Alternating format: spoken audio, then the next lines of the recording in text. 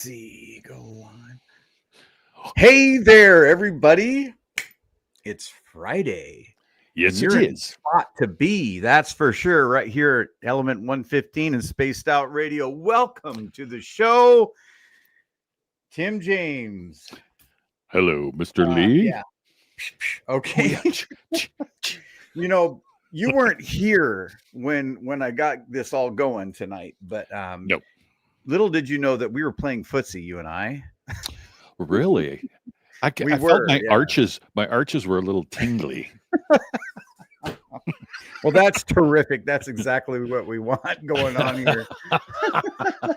Already going down the tubes. Here we go. Who knows where that's going to end? Yeah. Anyway, Man. let's start welcoming everybody in. We have Kitty Cat Whack in first position. Welcome to the show. We got Mel WD40.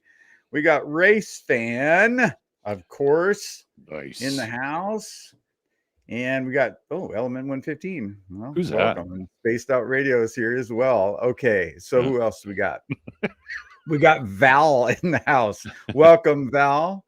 Oh. And Cosmic Joe Chronicles. Welcome, Yeah. Cosmic Joe. And the Jaquetta is in the house as Long well. Island Bigfoot, too. There you go. Wes Nice. Decker. Wes Mm. Decker's here. I love Very Wes. nice. Yeah, and Richard and Julie as well. Welcome, everybody. If anybody else come in, I'm sorry if you're a little late, but the FAP just joined in. Anyway, guys, this guy over here to my right, I'm a little bit confused here. Anyway. Yeah, that's okay. We got this. We got this. We got this. Anyway, so this guy has been working very hard all in the last 2 weeks in the spot there in Dave's basement, working, trying to get things fixed and trying to get things moved around. I did see a couple little pictures of things that Dave just sent through the wires. Right. Of your little desk now, when you go over there and sometimes you do the show from here, from your place, and sometimes you do it over there, right? Yes, correct. He's got that little desk stuffed in the nook back in the corner, and I was that's surprised. not mine. It's not? No. I have to tell you all about it, but we're going to have to roll an intro. I'm thinking before we. You're get right. going You know, on we're this, going to do right? that. We're going to roll the intro. I'm losing my head here. We're going to roll the intro. Plus, we're going to get into some really cool stuff that friend of mine. Well, we'll talk about that. Yeah, about what we experienced over there at the Northern State Hospital in Cedro-Woolley. And I'll tell you what, it was awesome. Sweet. Awesome. Okay, guys, let's go ahead and find the intro and roll that, and then we'll get back to everything.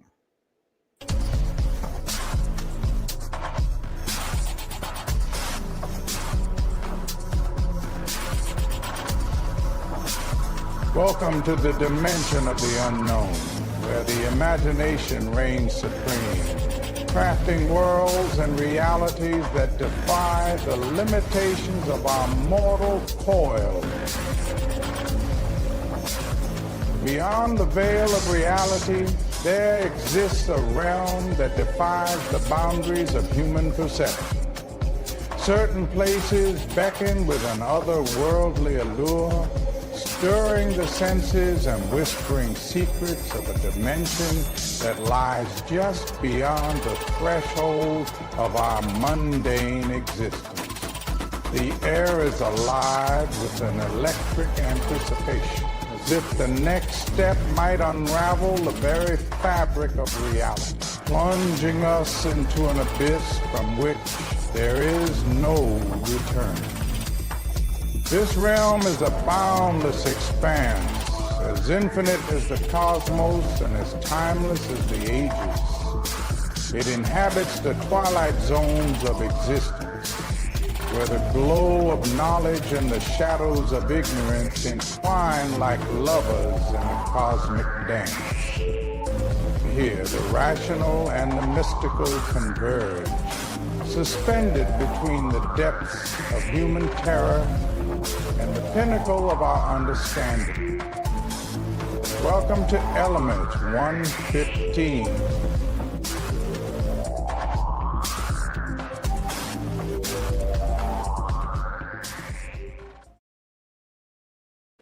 Welcome back, everybody. Thank you very much, Kitty Cat Whack, for that. We do appreciate it here at SOR. We do. Thank you very much. One quick thing before we start getting into stuff.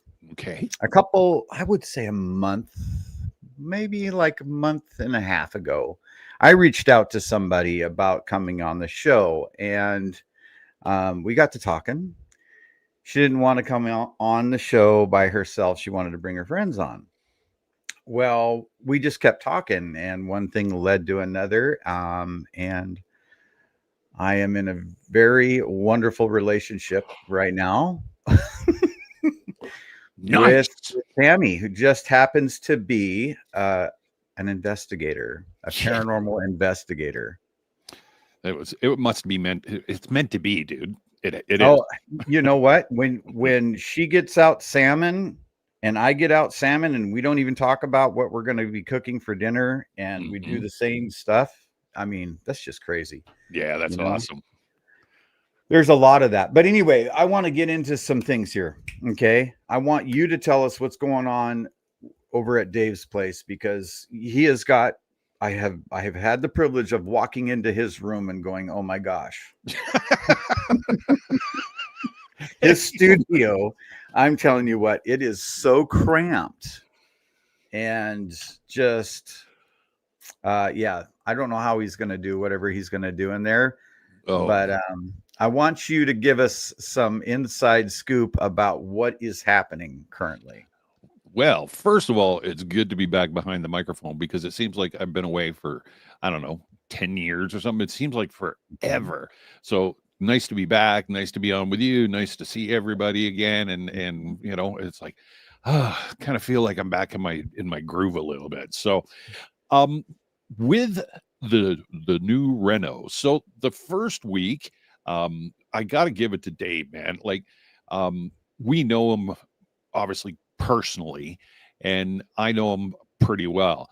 And Dave likes to collect, and he's not a hoarder. Like, I'm not suggesting that, but Dave has stuff. And as Lee said, you walk into that studio and it's tiny to begin with. And then with all the stuff in there, it was like, oh my goodness. So we started, and Dave just went to town. He was like, in the garbage, in the garbage, in the garbage. We were packing stuff up.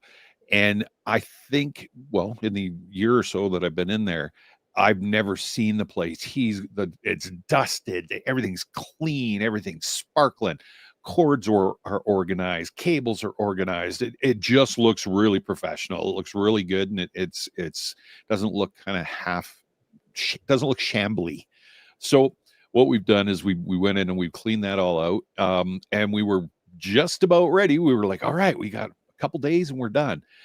So Dave's got a new mixer, which is going to make our sound way better. We've been playing with it a little bit, obviously. And it really, really sharp sound, very good tone to it. It's a big improvement. I mean, and Dave it's not a cheap one. Dave spent some cash. Let's just put it that way. So we started getting that all together. We've arranged the way that we wanted to arrange the equipment and stuff. It's going to be a little bit different. There's going to be some pretty cool new stuff that everybody's going to be like, oh, that's, hopefully everybody likes it. I know that we're excited about it. But anyway, we started working, and we had the computer set up and stuff. And we were trying to get programs set up, and we were having a little bit of an issue, which is kind of normal when you're, reorganizing everything. So he got Chuck, his broadcasting buddy and mega computer guy. This guy knows stuff like, yeah, I can't even fathom.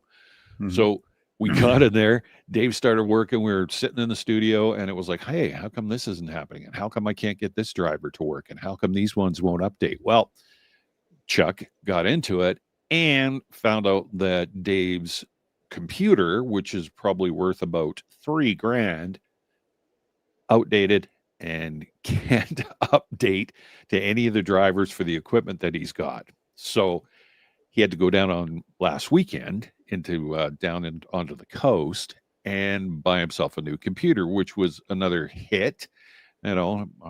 So that was the delay from last week. So this week we were in there, and last night we were there, and still having issues. The guru, Chuck, is working, I think, as we speak, with Dave in the studio, trying to get the audio and everything teed up and get everything jiving properly. So, in a nutshell, it's, you know, it's like doing a renovation, and I'm sure some of you are experienced renovations, right? It's like, yeah, we're just gonna fix up the bathroom a little bit. And when you start tearing walls out or moving stuff around, it's like, oh, things are hidden. So this is what's happened to us. And poor Dave, is that things are like, oh, we can't do this. So if it's not one thing, it's another. But we're persevering. We're pushing through. Dave's burnt out. I'm burnt out. But I think that getting back on the air and being able to, you know, broadcast again and communicate with all the audience and guests and get back rolling, I think is what's keeping us motivated. Other than that, I could just curl up in this chair and go to sleep. And I'm sure Dave could curl up on the floor. He's been up and down and under desks and, you know, undoing cables and redoing this and redoing that. His knees are killing him. My legs are killing me. So yeah, it's been different. It's been a lot of work, but like I say, I think it's going to pay off, and I think everybody's going to be pleasantly surprised and pleased with the changes and the improvements that we've made. Cool. Well, I can't wait to see it for sure. Maybe give him a little bit of a ribbing as well, because you know, ribbing it's overdue. Yeah. We are going to. There's one thing though that I mean I can tell you, because I don't want to give all the stuff away. That little desk that you were talking about that's in the back there, that's what I used to sit at. Right. Right. Yeah. So we've moved it. I've got like an acre of room behind me now, but the way that we've positioned stuff, I'll be able to use share a desk with Dave and be out of his camera view, and we've got a different camera setup, and yeah, it's looking pretty sharp, and I'm pretty stoked about it. You know, we're gonna see, and we're gonna trip over it the first couple of episodes that we're on and forget where things are and all, you know, but that makes it fun. Exactly. Makes it fun. It really does. Looking forward to it. All those candid moments, you know. Right. The thing that I was thinking about when I was looking at Dave's room is, how is he going to put his camera to where he can, you know, get his face plus all the stuff that he has, because that room is so narrow. You know what I mean? It really is. And what we've done is, trying to be somewhat cryptic about it, is we've shifted a lot of stuff to different angles. And we kind of said, we surprised ourselves with some of the stuff. It was like, are you kidding me? That looks phenomenal. Thinking, you know, it was like, okay, now, you know, we've got to keep this camera here. We've got to move this like this. And yeah, it was one of those sort of lucky accident, I think is probably, thank God. Yeah. It's going to look really sharp. I think everybody, like I say, is going to be super, super stoked to see the studio when it's all finished. Nice. Well, let's go ahead and get into Northern State Hospital. Yeah. This is a place that I've gone one other time with my buddy Ander, and we did an investigation there. And so typically, what we did that first time is we walked the grounds, and this place is acres and acres huge. It's probably a good 39 acres in total. Wow. Right. And they've changed some things around since the last time I was there, but I'll give you a brief synopsis of what happened the first time that we went there. Okay. So we went in and we're checking everything out. We're mapping out what we're going to do at night, because we're going to go back in there at night to do the investigation. And this place is just massive. So we map it all out. There's buildings here and there. There's old, like a place where they burn the crematorium. There's the which is really hard to get into. The buildings are dilapidated, they're falling apart. There's signs that say do not enter. I mean, you know, enter at your own risk type of thing. But there's also this big barn that's all dilapidated that looks really cool. And then there's some areas where they did farming, and they kept cattle and horses and different types of livestock. And those are really cool, picturesque barns. I used one of those photos for the thumbnail for the show, in fact, because it's just great looking. Looks spooky, right? So we get there in there at night, and we start going from location to location. You know, we pick up some voices and some different things. Nothing major, but we get into this one spot. Looks like an old kitchen, like a big industrial kitchen area where they must have, you know, brought in the fresh eggs and the, you know, all the different vegetables and stuff that they were picking and growing there. And there's this room at the back. Maybe it's an old freezer room or something like that. And I didn't notice it ahead of time, but there was like a pentagram above the door, and there was like, yeah, there's like a phone number, call me if you need help, sort of thing, right? But I didn't see that going into that room.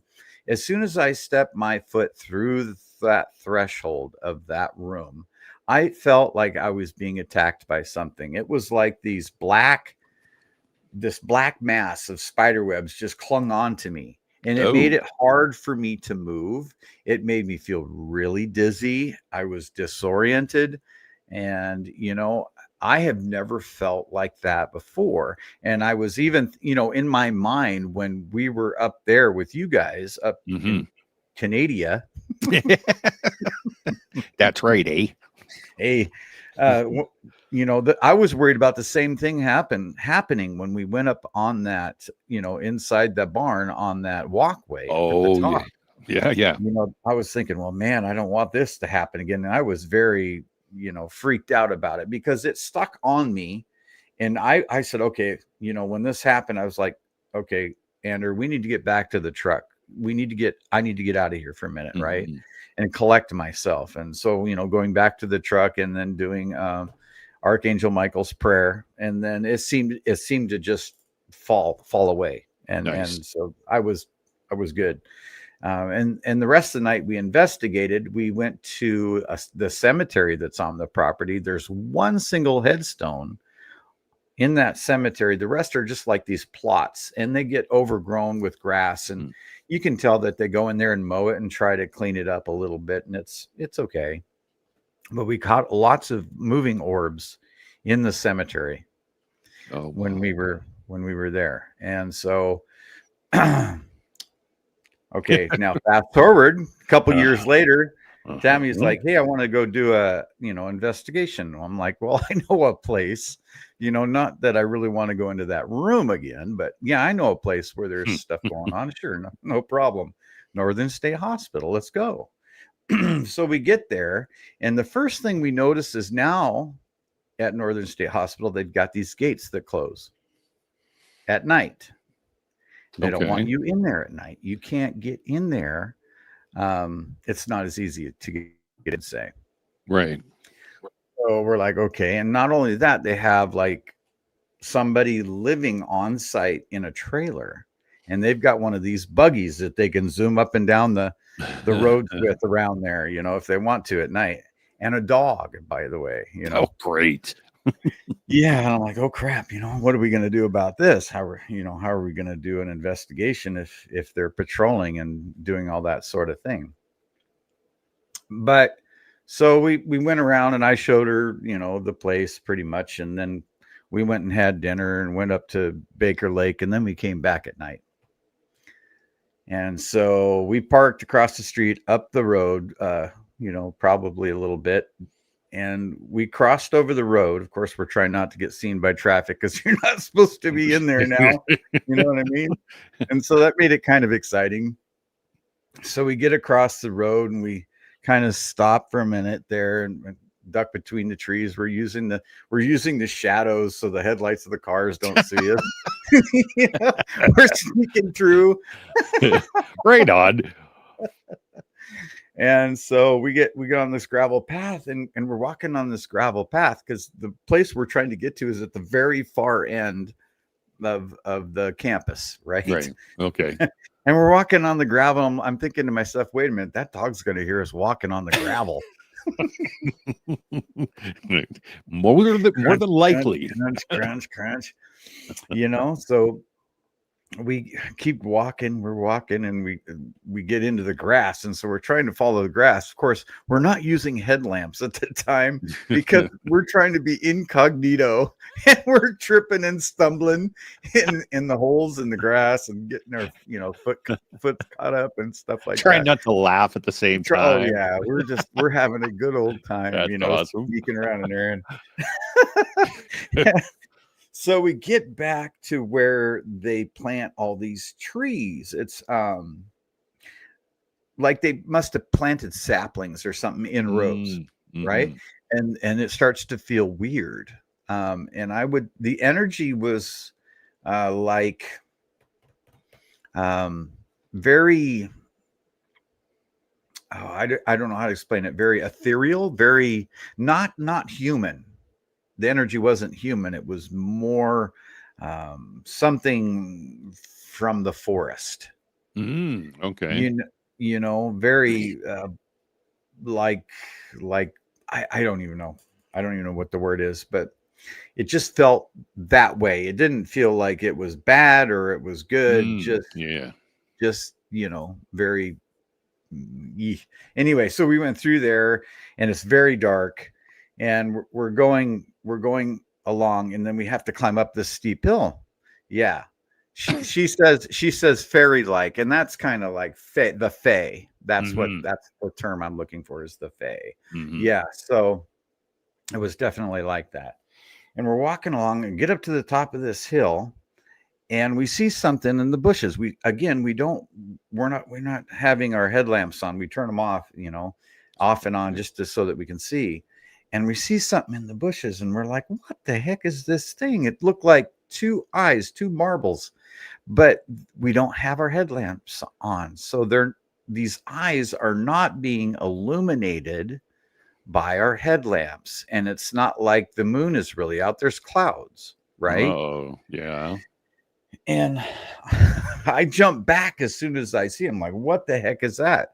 And it's about 6-7 feet away from us in the bushes. And there's all the sticker bushes over the top of it. And I'm looking and I can't see. I said, come here, check this out, honey. And she's looking and she goes, oh yeah.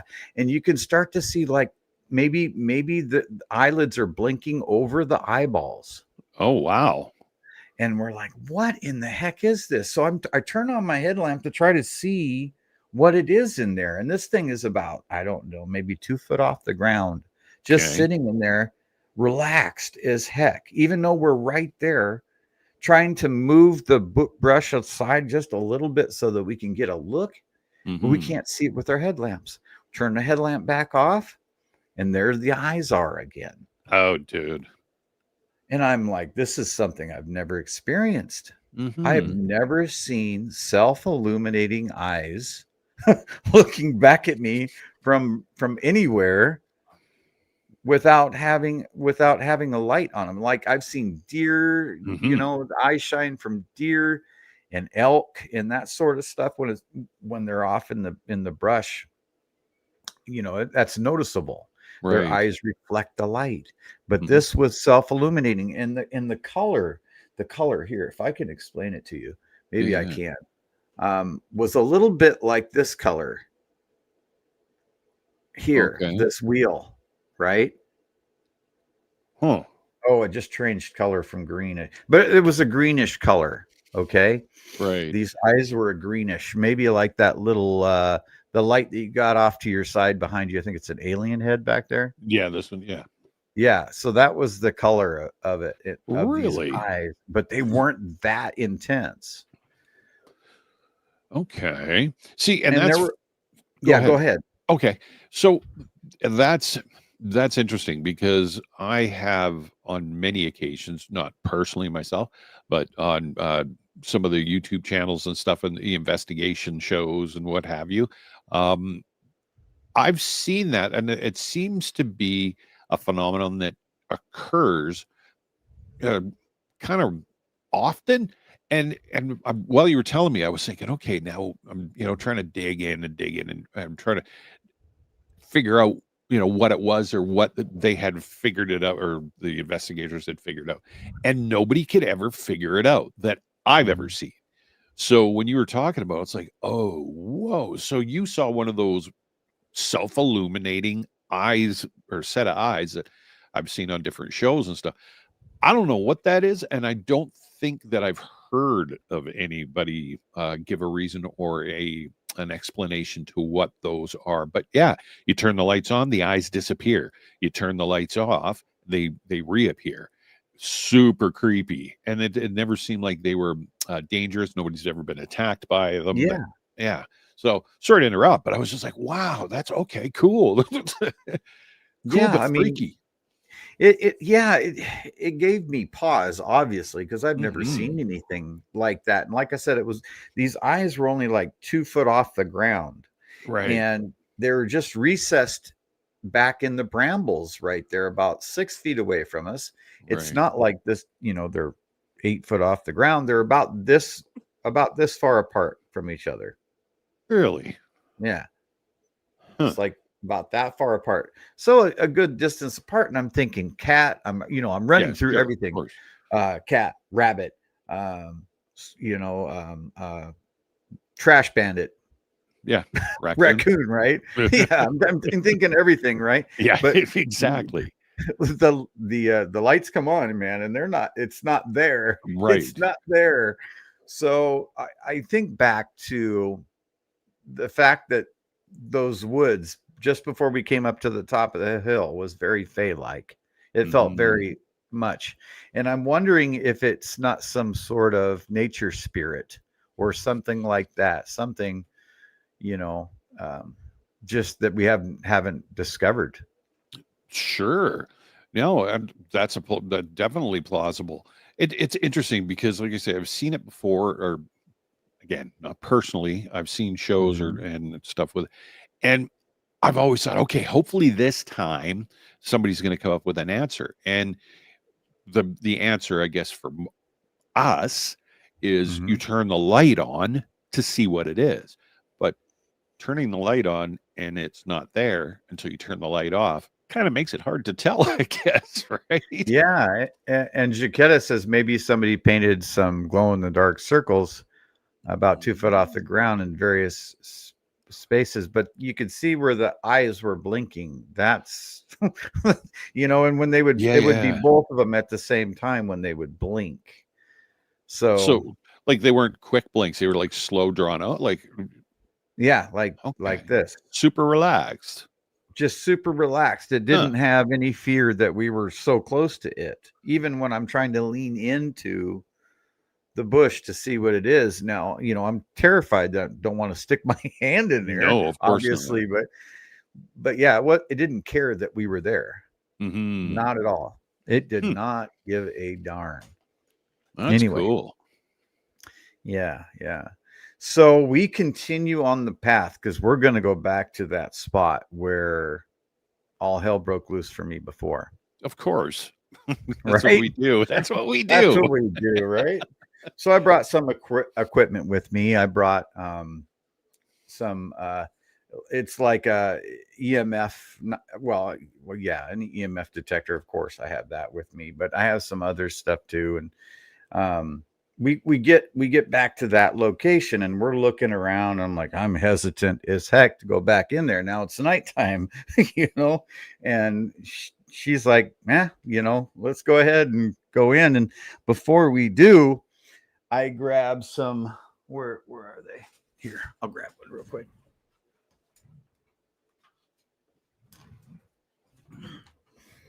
I've got some Palo Santo, right? And I'm thinking, did I lose audio? No, you're good. Okay, so I've got some Palo Santo, and I'm like, okay, let's go ahead and burn this, and get it all over us and whatnot. Just because I'm kind of wigged out about going in there. I'm not gonna lie, I was scared to go in there. No, that's understandable, man. Yeah, after getting that stuff before. So, but we did that and we walked in and we're standing there and there's movement around us. It's like it's this dark mass is I'll show you guys some pictures too. I've got some pictures here I want to bring up for you guys. But it's like this black mass is around us. In fact, oft you could see it. It looked like it almost from my peripheral vision looked like it dropped out of the ceiling onto the onto the ground right here. And I'm like, whoa, the holy crap.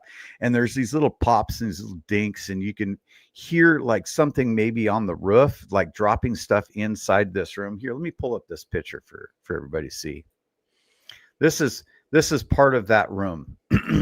Lovely. Now, yeah, some of this stuff is in focus and some of it isn't. Right. Which is very bizarre, being that this was captured on my cell phone camera.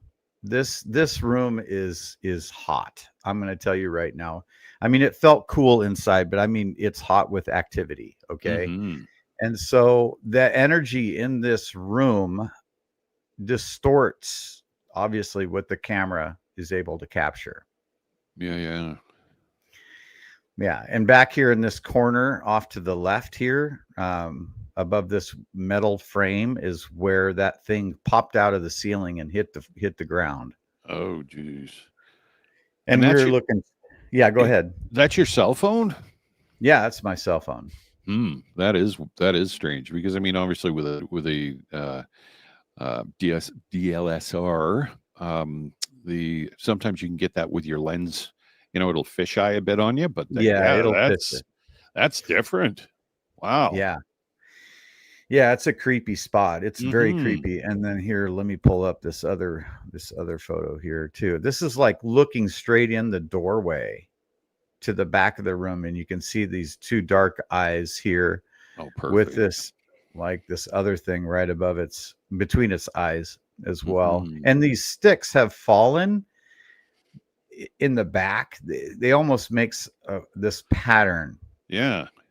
It reminded me of something out of the Blair Witch Project. I'm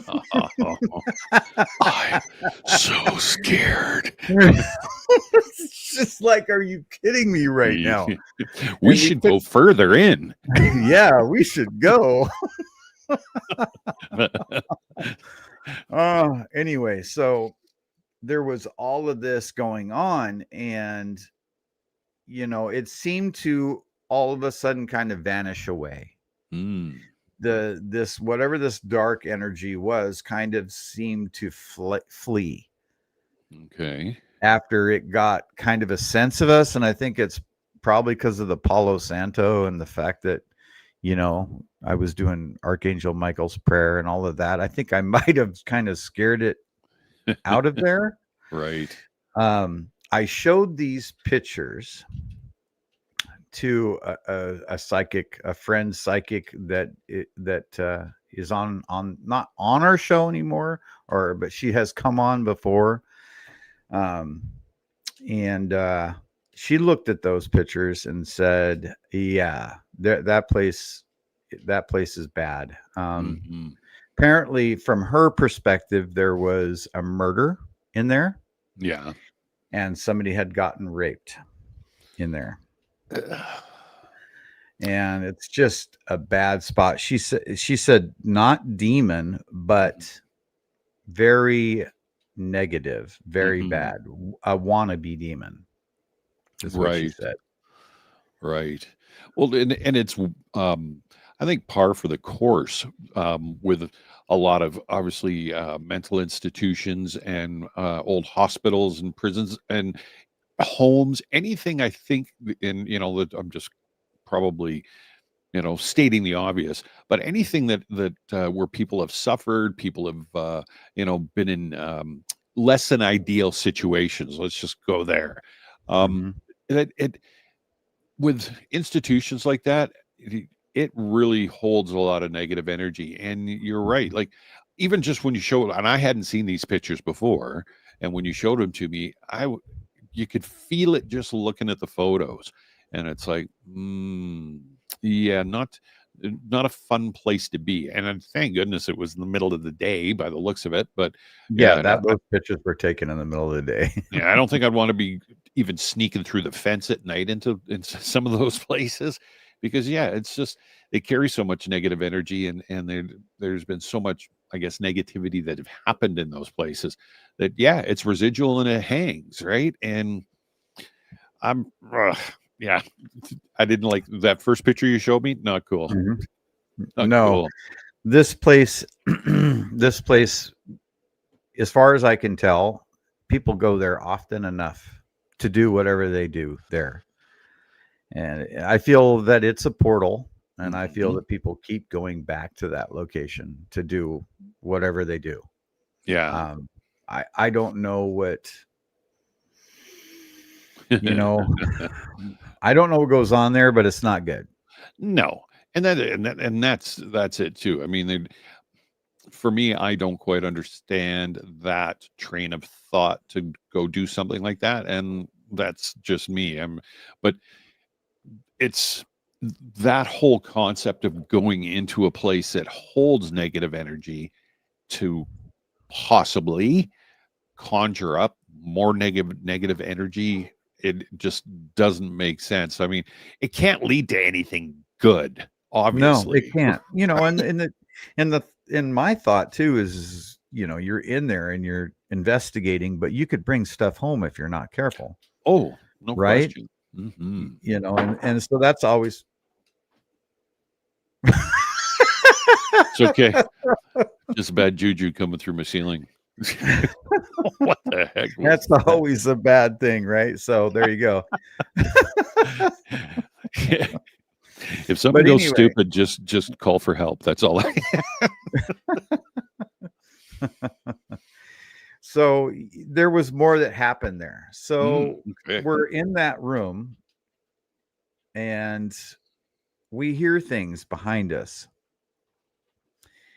tapping behind us as well. And so we move out of that room because it started to feel dead, like there wasn't anything there right now for whatever reason.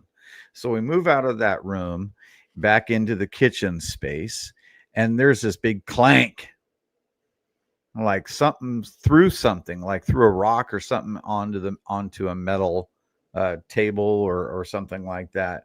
And so we're in there and we kind of go around the corner and we're looking at some old lockers that are kind of, one is tipped over, and you start to get this playful feeling like there's something here that's being a little mischievous, being a little playful, kind of playing hide and go seek, as Tammy said. Mm. And so, we're relaxed with it now because whatever that negative thing is kind of gone. And it's like I get this vision of this person like peeking his head up above the lockers, that are on the floor, just kind of like taking a look at us and then dropping back down. This is, not something I actually saw with my eyes. This is just what my mind has given me, right? Something a little bit playful. So we hang out there for a little bit, and then we're like, okay, she wants to go to the crematorium. Mm. Awesome So I'm date. like, okay, no problem. We can do that. When I was there the first time, I had Ander lock me in the crematorium room. Yeah. Nothing happened when I was, there was no weirdness or whatever. But these buildings, like I said, they're in such disrepair and they're falling down. So we went over there, and it's like almost impossible to get into that spot now because of the beams that have fallen down. I'm like, man, I really don't feel good about trying to weave ourselves through there to get into that spot because it's all coming down. And so at that time, we're kind of like, okay, let's go back. We're going to go to the cemetery, Mm-hmm. And so we start walking, and all of a sudden, we see lights in this, shining up to the sky from and around in the area right where we were before, in that kitchen. Well, we call it Hell's Kitchen, or I call it Hell's Kitchen, but Yeah. back at that area, I'm like, what the hell is going on? And I'm first thing I think is, oh my God, he's out and he's checking to make sure there's nobody on the property, Right. because of the lights. I'm like, crap. So we duck and we slide and we run along and we're trying to find a place to hide, and we see this offshoot trail. So we run in there into the tall grass and the sticker bushes, and we squat down in the sticker bushes. She gets a thorn in her butt. And we're Oh, trying to hide, and we're like, shh, shh, shh. Okay. no, Trying you to sh- and we just kind of, she's ducked behind me, and I'm like behind my case that I have, and I'm like, okay, I don't hear his little motored vehicle or anything. But so we did that for about, I don't know, we were hunkered down there for about 10 minutes or whatever. Mhm.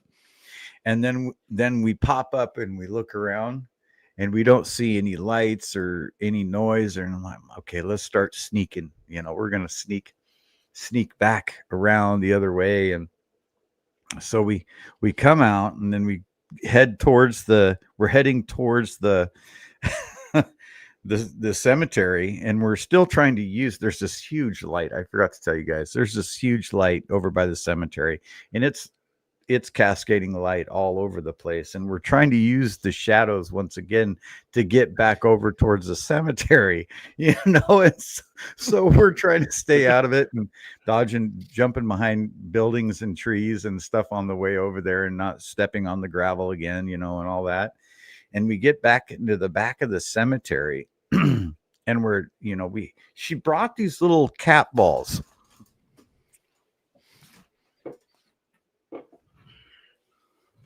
These little things. So if you touch them, they'll turn on, right? Mm-hmm. Well, me not being a real paranormal investigator, I don't know about these things until she brings them, right? Oh, really? So, okay. oh yeah. All right, carry on. Sorry. So we did put these in that room, by the way, and we did.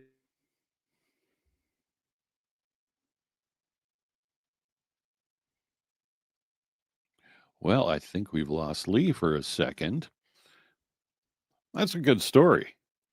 I was really excited, and then he disappeared on us. I think he's coming back. There he is. Hi, Lee. I don't know what happened there. I think the ghosts are in the machine, my friend. You should write a song about it. Oh, sorry. Okay. I think that's been done once or twice. I think. All right. Cat balls. So the cat ball. Mm-hmm. We put one of those on the gravestone back there where we had gotten activity before, and all of a sudden we hear people talking, and we're like, what the heck is this, right? So we look over, and you can see like legs of people walking, kind of in the light over at the gravel road, and we're like, what the heck is that? And of course, we don't have any lights, headlamps on, or anything. We're trying to stay incognito. Well, yeah, exactly. And there's a bunch of kids walking through, coming out from where we were, where they had those lights were them, we assume. Right. Okay. So they had gone into that kitchen area to perform whatever they're going to perform. You know what I mean? When I'm talking about a bad spot, I'm telling you, it's a bad spot. People go there to do some horrible things, I imagine. But so they were walking out, and we're like, the first thing that they're going to come to on the road is my vehicle. Yeah. So I start to worry about that. Yeah. That they're going to slash my tires or puncture my tires on their way out, or whatever they're going to do, just being mischievous kids. So I decided maybe it was time to go, because I didn't want all that going on. And we get to the road, and of course, once we get to the road, I'm sure they don't care if people see them, but we're still trying to hide in the shadows, dodging the light and timing it so that the cars that come on the road don't see us as we're running like little 12-year-olds to get to the vehicle. Still trying to be in stealth mode. Exactly. The whole time we were like little ninjas out there. Well, that sounds like a fun date. Yeah, and that was it too. I mean, that was, you could say that that was our first date, right? Right. I mean, just the whole weekend was our first date. There's Sure, sure. other areas here in Washington State that I want to go and take her to investigate. And we're Mhm. not just talking about the paranormal. We're also talking about some other very high strangeness areas. Oh, Um, okay. yeah, yeah. And so I want to bring her up here again and take her to the electric parking lot, and also take her to the where the train crash happened, where the big Oh. avalanche happened, where 96 people died, Mhm. up by Stevens Pass, and that place is hot as well, and pretty cool. Nothing negative there. It's all No. friendly and Yeah, yeah. everything, but um, Just the situation that that unalived a bunch of people is the negative part about it all, right? right, exactly, exactly. Mm. But yeah, we're gonna definitely have to do more of that um, very soon, hopefully. That's awesome. So Yeah. her forte is paranormal, is that correct? Yep. She's a paranormal investigator. That's what she loves to do in her spare time. See, that's cool because I mean, I think in you as a self-proclaimed non, that's not your lane, so to speak. Hmm. Um, that's cool because yeah, you both have that. You both got the interest and having that balance of you with your cryptids and the UFOs UFO. and her. Hmm. That's awesome, man. Like you guys are. You, forget what do you want to do for your birthday? I know, like you guys are gonna have That's some, what I'm talking about, right? right? I mean, there's never going to be a question. No, no, no. It's going to be the argument of which place you're going to actually go. Or go back to, That's or it. whatever, and it never ends, really. That's As far awesome. as that stuff is concerned, there's places up here in the San Juan Islands that are extremely haunted that I'd love to go to as well. But it's Mhm. for us and for you guys that are watching the show right now, it's very hard to find somebody that's in the paranormal to go hang out with and do things with. Mhm. It is. You are lucky, Tim, because your wife is kind of into this stuff a little bit too, right? Hardcore. Yes. Yeah, she And is. I didn't get to meet her when I came up there, but No. No, you got to do a little FaceTime real quick, but yeah. yeah, and that's the cool part too. Like she's very paranormal. She's very intuitive, um, healer, all that sort of stuff. And it's fun. And basically with what you and your partner, what's going on there is, yeah, we both obviously I'm in your lane. You and I both run the same lane. I'm a UFO guy and I'm definitely, a Bigfoot guy. Paranormal, I like it. It's not my main thing where my wife really enjoys the paranormal. Mhm. So yeah, we play off of it and there's a lot of cool stuff. It's kind of fun. We get into a spot where she's really she's in her jam and she's cruising along with it. And it's interesting to see things how they develop when in a Mhm. different scenario with a person that knows what they're doing. It's cool and it's a lot of fun. And I think, yeah, you're a lucky guy, dude. You're a lucky guy. Yeah, like I was saying, it's not easy to find a partner that is Mm-mm. into similar things, and No. once you find that, you better hold on to it, Yeah, right? do the best you can. Right on. Well, it sounds like I said, sounds like it was a good time, and that place is looks freaky. And it looks, Yeah, mm, don't know. yeah. The Jaquetta said, "Have I ever considered taking my date on to dinner and a movie?" What? That's That's so so. That was boring. so. 2001. I Y- don't know. Yeah, right. Right. Can I take you out for a coffee? No. Yeah. Want to go to a dilapidated mental hospital? Institution. Yeah. That's excellent. That's excellent. Oh my goodness. So So yeah, have you? I heard you guys went ahead and put up some more trail cameras. Did you use? yes, the ones that you donated to the cause. Nice. And we have not gone through all the pictures. Hmm. I can tell you that we caught some wildlife, cows.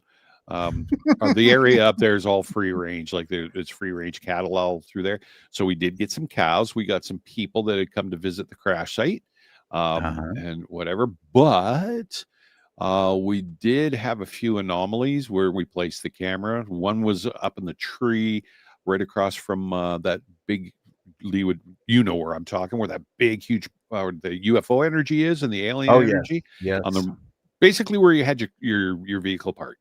So we had the one camera there facing that portal area, or what we figure is a portal area, um, and then we had the other one down tucked in on the ground, um, kind of facing the trail that goes into the crash site.